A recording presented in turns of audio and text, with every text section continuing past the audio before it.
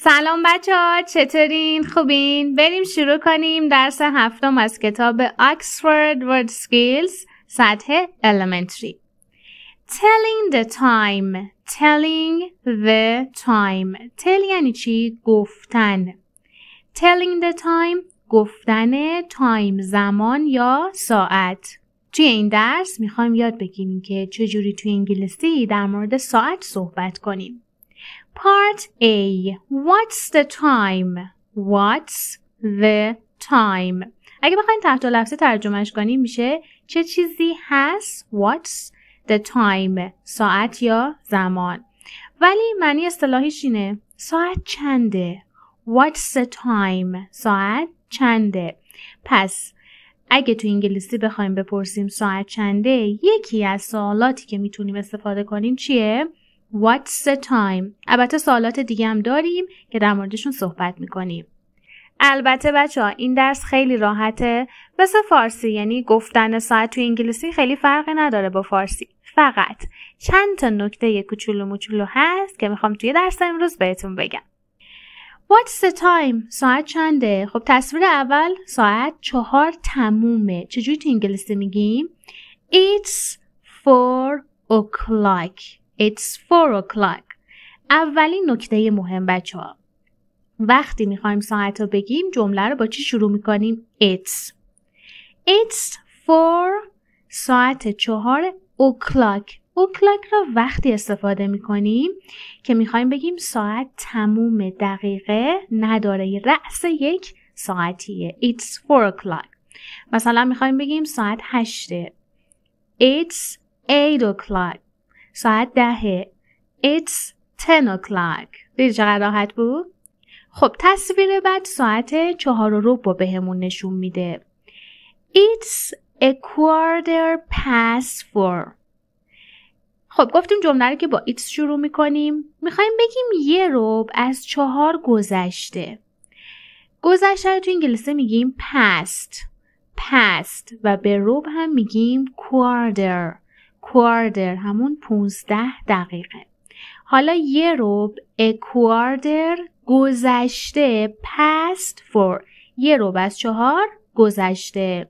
یا حتی میتونیم بگیم it's 4:15. It's 4:15. ساعت 4:15 دقیقه است. که این عددا رو قبلا یاد گرفتیم و همون جوری هم تو انگلیسی میگیم.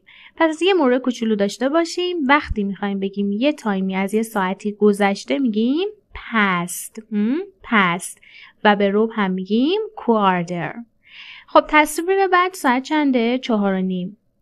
It's 4:30. It's half یعنی نیم ساعت. پس هم که یاد گرفتیم نیم ساعت گذشته از ساعت 4، همون 4:30.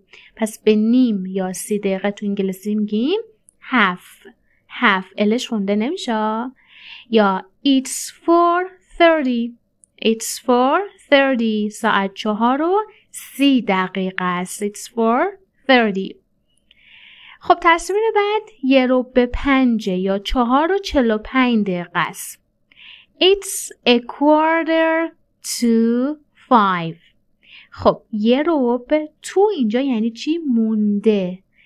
1 مونده به 5. پس وقتی میخوایم بگیم یه تایمی به یه تایم دیگه مونده از کلمه to استفاده میکنیم.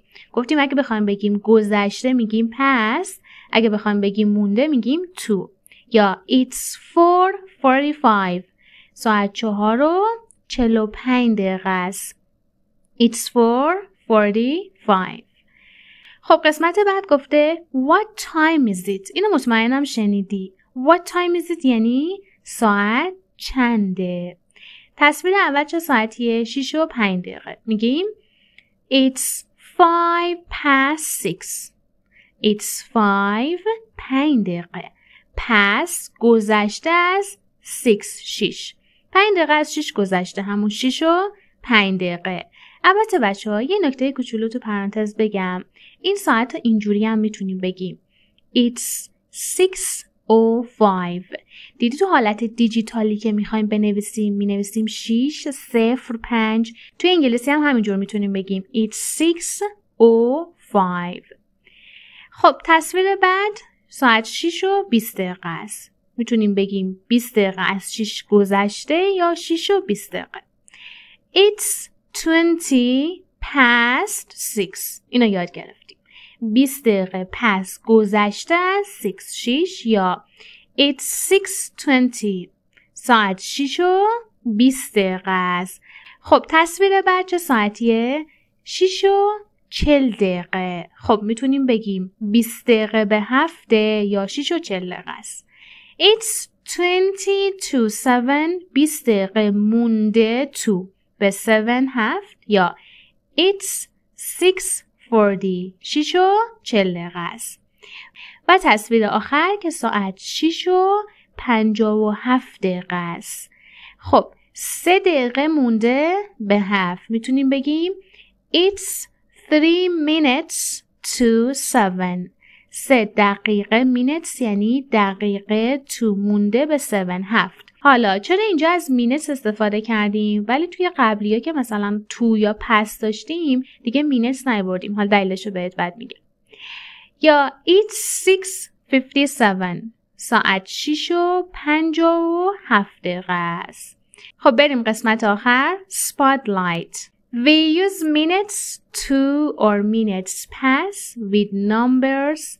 میگه we use ما استفاده میکنیم از minutes to یا minutes pass یعنی دقیقه مونده یا دقیقه گذشته است with numbers با اعدادی which are not که نیستن 5, 10, 15, 20 or 25.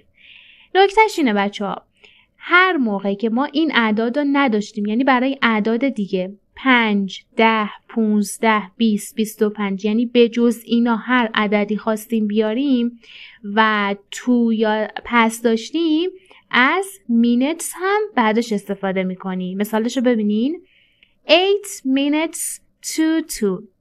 8 دقیقه مونده به 2. خب 8 توی اون اعداد نیست دیگه، توی 5 و 10 و 15 و 20 و 25 نیست.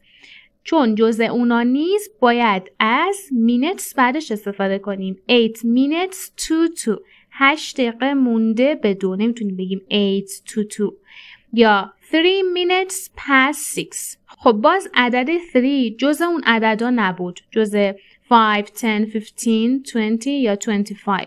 چون جزء اونا نیست باید بعدش از minutes استفاده کنیم. 3 minutes past 6. 3 دقیقه گذشته از 6. نگیم 3 minutes 6. اینم از این نکته.